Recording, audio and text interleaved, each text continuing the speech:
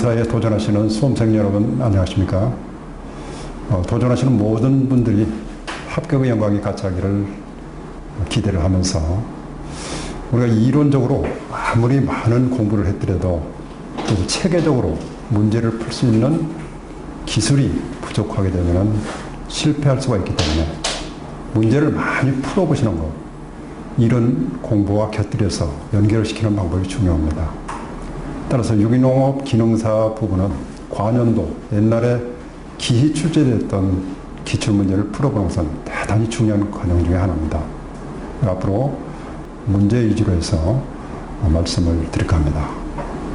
첫 번째 문제, 작물의 광합성에 필요한 요소들 중에서 이산화탄소의 대기 중에 함량은 얼마냐. 이산화탄소는 탄산가스죠. CO2. 공기 중에는 질소가 약 78%가 들어있고 산소가 약 21%. 그 다음에 광합성을 하는 탄산가스, 이산화탄소는 0.03%가 들어있습니다. 그래서 여기 정답은 가번이 되겠죠. 두 번째, 장일성 식물이 아닌 것. 우리 밤과 낮의 길이를 비교를 해서 낮의 길이가 긴 한 개의 일정이 14시간, 낮 길이가 14시간 내지는 16시간 사이, 그러니까 봄과 여름에 꽃이 피는 그것을 한문으로 길장자를 써가지고 장일성 식물이다. 또 이와 반대로 밤의 길이가 길 때 가을과 겨울에 꽃이 피어서 열매 맺는 것을 짧을 단자를 써가지고 단일성 식물이다. 이렇게 얘기를 합니다. 예를 들어서 국화라든가 코스모스, 또 만생종표, 콩 이런 것들은 전부 다 단일성 식물에 속하는 것입니다. 그래서 여기 주어진 문제에서 시금치라든가 감자, 양파는 전부 다 장일성, 주로 봄 내지는 여름, 하지 이전에 꽃이 피기 때문에 장일성이고, 장일성이 아닌 것은 여기 콩이 정답이 되겠습니다. 세 번째, 다음 중 중금속의 유해 작용을 경감시키는 것은 뭐냐? 중금속. 중금속은 예를 들어서 수은이라든가 납이라든가 카드뮴이라든가 여러 가지 물질을 줄여주는 것. 그거는 붕소, 석회, 철 유황 중에서 석회죠. 그래서 유기농업에서 토양에 중금속 오염 내지는 토양 개량을 위해서 석회를 많이 주도록 이렇게 요청을 하고 있는 것입니다. 정답은 석회입니다. 다음 중 종자의 발화 억제 물질입니다. 발화 억제, 발화 촉진이 아니고 호르몬 중에는 여러 가지 지베렐린, GA라고 하죠. 사이토카닌, 에치렐 여러 가지가 있는데 이런 것들은 발화를 촉진을 시키는 겁니다. 그래서 ABA 같은 경우는 이거는 낙엽을 촉진하고 가을에 낙엽이 진다라든가 또 노화가 될 경우에 이런 것은 바로 작용이 ABA에 의해서 그 호르몬에 의해서 이파리가 낙엽이 돼서 지는 것입니다. 에틸렌 같은 경우는 이거는 성숙을 촉진시키는 물질입니다. 예를 들어서 시골에서 토마토를 완숙되지 않고 미리 수확을 해서 서울에 가락봉까지 출하하면 상당한 기간이 필요한데 이걸 중간 유통 과정에서 있게끔 하기 위해서 에치레를 갖다가 에치레는 집어넣는다든가 감을 이렇게 한다든가 그래서 성숙을 촉진시키는 것은 에치레입니다. 그래서 주어진 문제에서 발화를 억제시키는 문제는 ABA. 또 여기에 하나 더 플러스해서 말씀드릴 것은 감자 같은 경우 감자가 싹시 타버리면 발화가 되면 저장력이 떨어지기 때문에 저장을 억제시키는 물질이 여기 문제는 주어지지 않았습니다만 MH30이라는 물질이 있습니다. 이런 것을 수확하기 전에 살포를 해주게 되면 발화, 맹화가 억제가 되는 것입니다. 그래서 많이 이 문제도 가끔 출제가 되기 때문에 기억을 꼭 해두시기 바랍니다. MH30.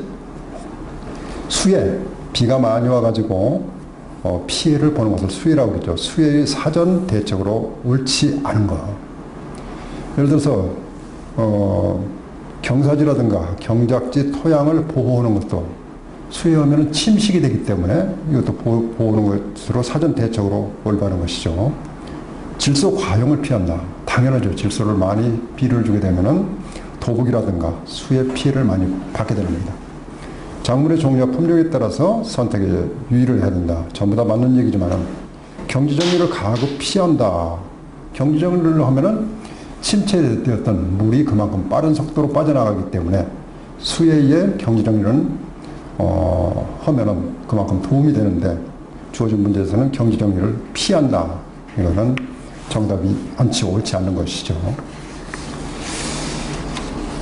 다음 중 칼리비료, 칼리움이라고도 하죠. K, 질소인산 칼리를 칼륨이라고 합니다. 그럼 칼리라고 하는데 칼리비료에 대한 설명으로 옳지 않는 겁니다. 칼리비료는 거의 다 수용성이며 비효가 빠르다. 황산칼륨과 염화칼슘이 있는데 주된 칼리질비료다. 맞습니다. 단백질과 결합된 칼리는 수용성이며 속효성이다. 단백질과 결합된 것은 이거는 지효성, 완효성입니다. 만약에 단백질이 아니고 이 지방과 지방산과 결합됐다면은 이거는 속효성이 될 수가 있지만 단백질과 결합된 것은 지효성, 서서히 나타나는 그런 문제를 묻는 문항이었습니다. 병증의 방제 방법 중에서 경종적, 경자가 갈경자입니다. 경종.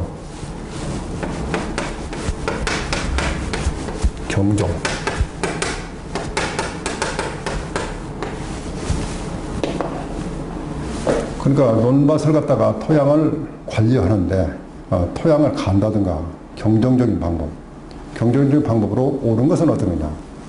벼의 경우에 보온육면입니다. 모를 튼튼히 하기 위해서 보온 모짜리를 만든다든가 이건 경정적인 논밭을 갈아가지고 거기서 관리를 하는 거기 때문에 이거는 경정적 방법에 해당이 됩니다.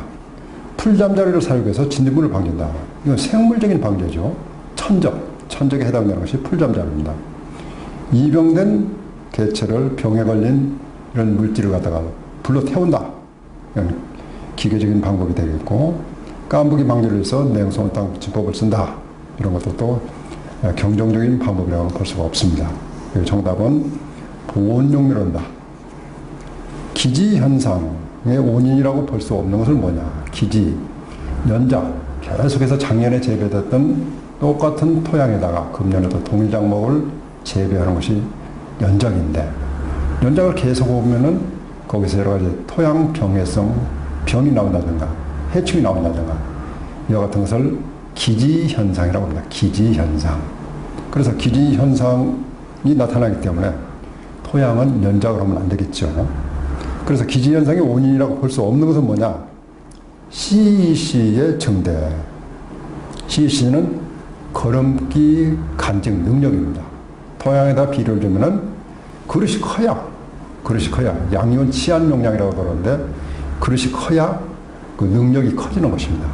그런데 기지현상의 원인은 CEC가 그릇이 작아지는데 문제가 있는 것이지 커지는 것은 문제가 될 수가 없죠. 여기 기타 토양에 염류 직접 화학 비료를 많이 주게 되면 토양에 그대로 남아서 피해를 주는 것을 염류라고 합니다. 양분의 특정 양분에 소모를 해서 감소가 되는 것이고 토양 선충 피해, 그것은 기지 원인이라고 볼 수가 있습니다.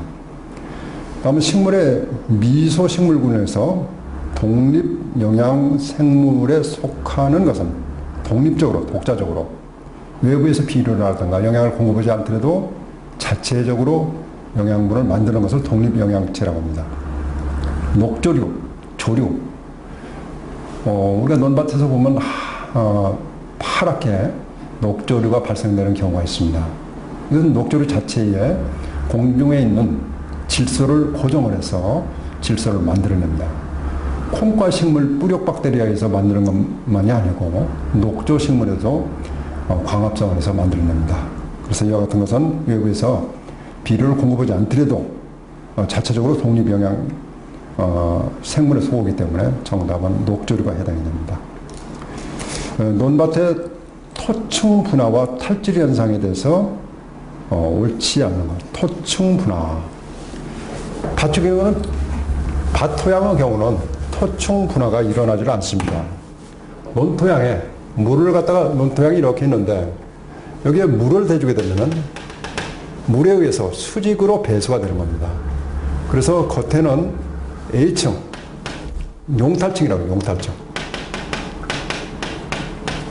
원소가 예를 들어서 망간이라든가 철이 밑으로 이렇게 들어갑니다. B층으로. B층. 이거는 집적이 되겠죠. 집적. 쌓이는 거. 집적층. 그럼 B층이라고 그래요. 같은 경우는 물이 없기 때문에 이러한 토층, A층과 B층으로 분리현상, 이걸 토층분화라고 하는데 토층분화가 일어나지 않지만은 노노 경우는 이와 같은 토층분화가 일어납니다. 이와 같은 현상은 기억을 해 두시기 바랍니다.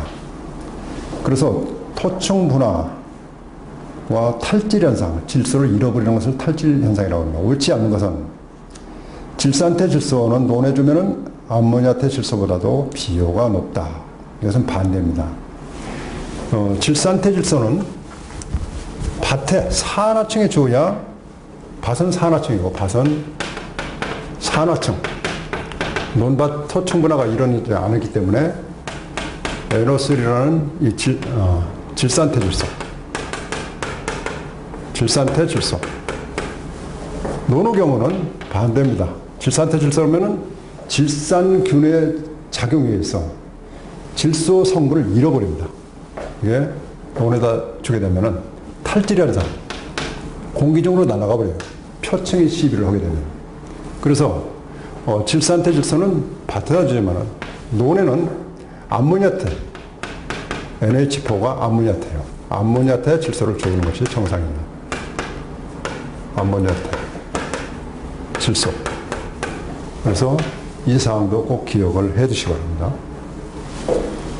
질산태 질소를 논에 주면 암모니아태 질소보다 비효가 높은 것이 아니라 질산태 질소는 밭에다 주고 논 상태에서는 암모니아태 질소를 줘야 된다. 이것이 정설입니다. 벼 재배 시에 발생하는 추락현상, 추락현상에 대한 설명으로 옳은 것은 추락현상은 논에다가 이 황산철이 부족해서 무기 양분 흡수가 저해되는데 주로 논에서 초기 생육은 왕성하지만 가을에 가서 시들시들 이파리가 말라가지고 추락, 가을 추자 무슨 파리똥을 뿌려놓은 것처럼 이파리에 반점이 생기면서 수량이 급속도로 떨어지는 것을 추락현상이라고 합니다. 이와 같은 원인은 벼에 벼 뿌리가 있는데 뿌리에 철분이 부족해요. 철분이 부족. 뿌리를 뽑아보면 뿌리에 붉고죽죽 끼어있는 것이 철분입니다. 그런데 철분은 외부에서 여러 가지 병해라든가 또 유해 가스가 공격을 할 때 그거를 막아주는, 코팅이 돼가지고 막아주는 역할을 하는데 철분이 부족하면 뿌리 썩음 현상이 나타나요. 뿌리 썩음.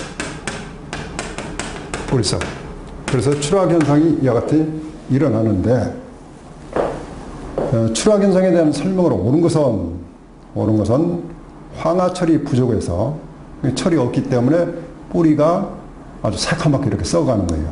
무기 양분 흡수가 저해되는 노후화답에서 주로 발생한다. 그래서 이와 같은 땅은 개량하기 위해서는 객토를 해야 됩니다. 객토를 할 때 철이 많이 들어있는 성분. 철은 색깔로 보면 붉은죽죽하죠.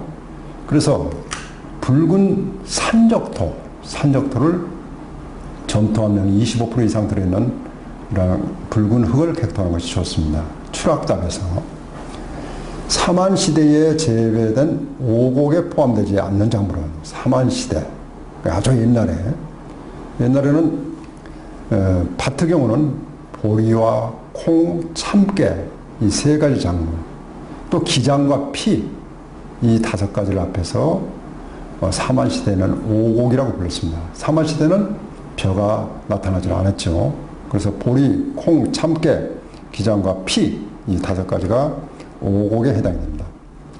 도복, 쓰러지는 것을 도복이라고 얘기합니다. 도복 방지 대책과 가장 거리가 먼 것은 키가 작고 대가 튼튼한 품종을 선택한다. 당연하죠. 키가 크면은 바람에 그만큼 피해를 많이 봐서 쓰러질 위험이 있습니다. 서로 지지가 되게 밀식한다. 밀식을 하면은 볏대가 연약하게 자라가지고 쓰러질 염려가 훨씬 많습니다. 그래서 소복 방지 대책으로 거리가 먼 것은 밀식으로 하면 되지 않습니다. 소식을 해야 돼요. 드물드물 심어야 볕대가 강해집니다. 정답은 4번이죠. 생육기간이 비슷한 작물들을 서로 교대로 재배하는 방식으로 콩을 2이랑 심고 옥수수를 1이랑 심고 이걸 반복해서 계속 2이랑 1이랑 이런 식으로 나가는 것을 이거를 교호작이라고 해요. 교호작. 여기 주의작은 뭐냐? 논두렁콩. 농촌에 가면은 벼를 재배하는 논두렁에다가 주변에다가 콩을 심는 거. 아니면 어떤 작물을 재배하는데 밭 2랑 가에다가 옥수수나 수수를 심는 것도 이것도 주의작입니다. 간작은 사이짓기고 그 사이사이에다가 혼작은 이 목초라든가 목초 총자를 뿔 때는 화분과 목초, 오차드그라스라든가 그 다음에 두과 목초, 이 크로바라든가 이런 종자를 한꺼번에 섞어가지고 한꺼번에 뿌립니다. 이거를 혼파 또는 혼작이라고 이렇게 얘기를 합니다. 혼파, 간작, 주의작, 교작 이런 부분은 2차 실기시험에도 가끔 출제가 됩니다. 그래서 그 개념을 다시 한번 정리를 꼭 해두실 필요가 있습니다. 다음은 작물 수량을 최대로 올리기 위해서 중요한 요인이 아닌 것. 수량 구성 3요소가 있습니다. 수량을 높이기 위해서, 최대 다수화하기 위해서 정삼각형 면적이 제일 면적이 넓습니다. 그 유전성, 품종 자체가 유전적으로 다수화, 또 문제점이 없는 유전성이 우수해야 되고, 그 다음에 환경, 아무리 좋은 품종을 심더라도 이게 예를 들어서 비가 많이 온다, 장마가 들어온다, 태풍이 온다, 그럼 피해를 많이 보겠죠. 그 다음에 기술이 있어야 돼, 기술. 재배 방법에 대해서 기술이 있어야 그래야 다수확을 할 수가 있습니다. 그래서 품종의 다수확 요인은 이 3대 요건, 유전, 환경, 기술. 이 문제도 자주 출제가 되는 문제입니다.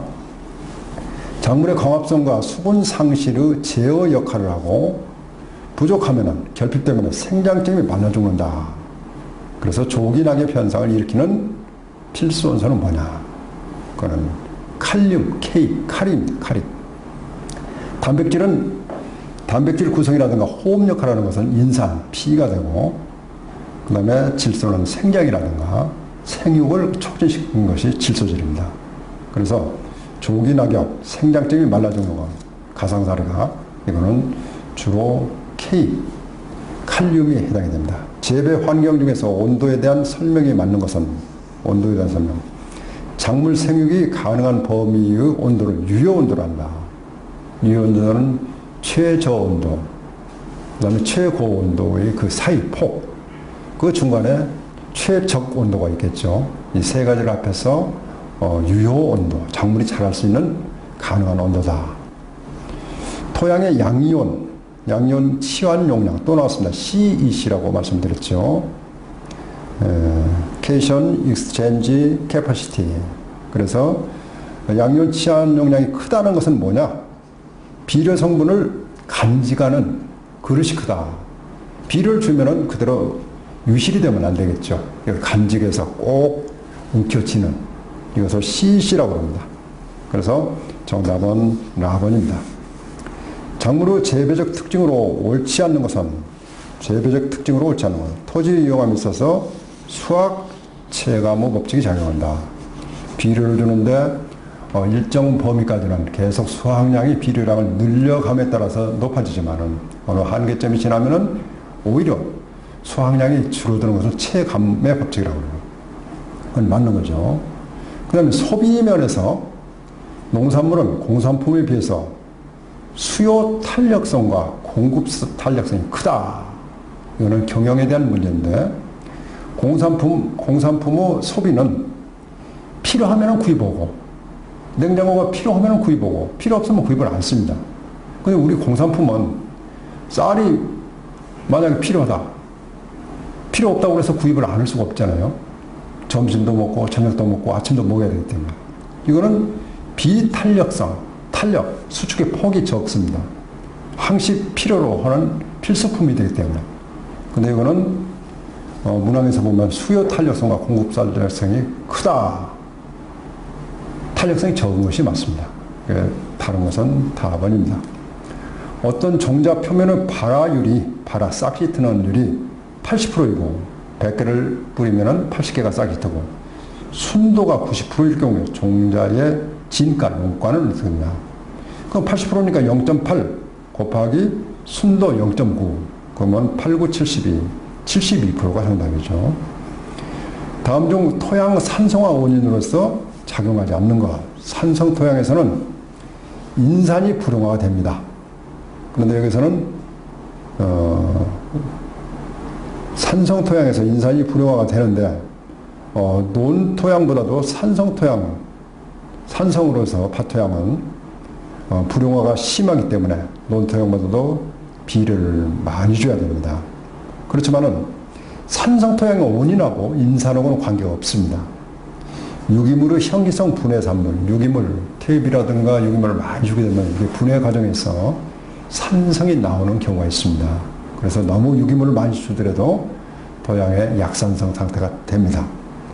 과도한 요소비료使用, 비료를 많이 주게 되면 이것도 산성의 원인이 될 수가 있고, 그 다음에 점토광물의 풍화에 따른 알루미늄 이온의 가수분해, 전부 다 해당이 되지만은 인산 이온의 불용화, 이것이 정답이 됩니다.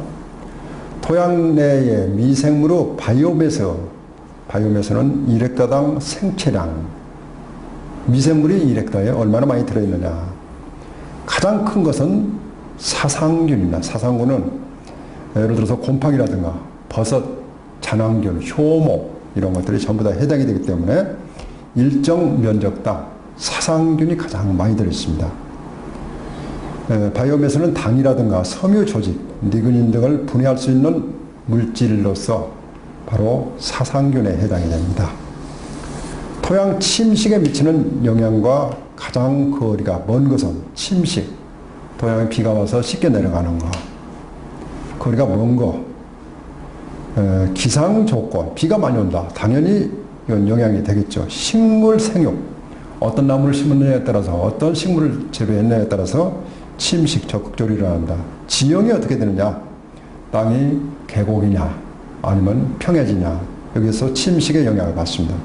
하지만 토양 화학성, 이거는 가장 거리가 멉니다. 석회암지대에서 천연 동굴은 사람이 많이 들어가면 호흡에 의해서 석회 동굴이 훼손이 됩니다.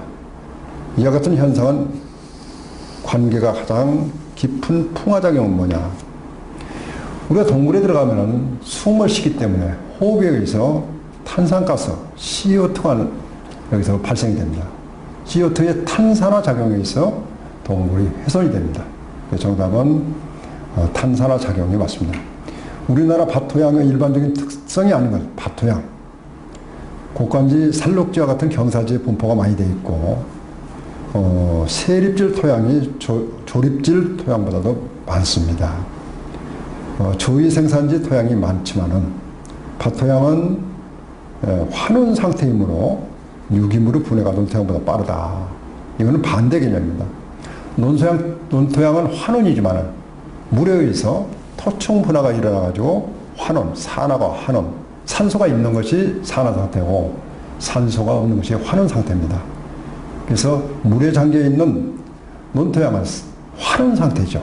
근데 그 산화 상태로 환원 상태로 밭토양이 되어 있기 때문에 여기서 특성이 아닌 것은 락원입니다. 유기물을 많이使用한 토양의 보비력이 높은 이유는 양요치 않은 용량이 크기 때문에 그렇습니다. 유기물이 많으면은 유기물에 전기적으로 비료를 흡착하는 능력이 큽니다. 토양은 음이온이고 유기물은 양이온입니다. 그래서 토양 속에 유기물이 들어가면 음과 양이 결합을 해서 그대로 흡착이 되기 때문에 유기물을 많이使用하면 이 보호비력, 걸음길을 가지고 있는 능력이 높아집니다. 입단구조의 생성에 대한 설명으로서 가장 거리가 먼 거, 입단구조, 유질 비료를 주게 되면은 떼알 조직이, 포달 조직이 아닌 떼알 조직이 결성이 됩니다. 그래서 거기에 대한 거리가 먼 것은 식물 뿌리가 완전히 분해되면서 생기는 탄산이 아니라 입단을 형성되는 것이 아니라 식물 뿌리에서 분출되는 유기산이 나옵니다. 유기산에서 토양 산성화를 촉진시키기 때문에 정답은 거리가 먼 것은 4번입니다. 다음 중 논토양의 특성으로 옳지 않는 것, 틀린 것은 논토양은 호기성 미생물의 활동이 증가되는 것이 아니라 밭토양에서 호기성, 산화 상태이기 때문에 호기성, 이 산소를 좋아하는 것이 호기성이죠. 논상태는 산소를 싫어하는 물이 잠겨져 있기 때문에 혐기성 미생물의 활동이 증가가 되겠죠. 그래서 정답은 가번입니다. 가번. 호기성이 아니죠. 한냉 습인 지역에서 생성된 포도주 토양의 설명으로 옳은 것은 한냉 습인 지역의 침엽수림으로 주로 되어 있는 아열대성 기후에서 용탈작용에서 규산이 남고 A층에 규산이 남고 그 다음에 집적층 B층에는 철과 알루미늄이 집적이 됩니다. 그래서 규산과 석영이 A층에 남기 때문에 외형적으로 겉보기에는 토양 색깔이 백색, 표백층이 형성이 됩니다. 그래서 정답은 가번입니다. 멘세르 표기법에 의한 토양색이 7.5R 2분 후 7이라고 할 때 채도를 나타내는 것은 채도. 이거는 멘셀 표기법에 의하면 색상과 명도, 밝기, 그리고 채도 이 세 가지를 얘기를 하는데 7.5 R로 이거는 7.5 R은 여기에 해당되는 것이 색상에 해당이 되는 거예요. 색상. 그 다음에 2분의 7이다. 요것과 요거는 각각 다른데 7은 명도, 밝기가 되는 것이고 그 다음에 2는 채도에 해당됩니다. 그래서 2는 바로 채도에 해당이 되고 이걸 갖다 역으로 문제가 낼 수가 있죠. 7.5R은 뭐냐? 그건 색상이 될 것이고 이 같은 것도 암기를 해 주시기 바랍니다.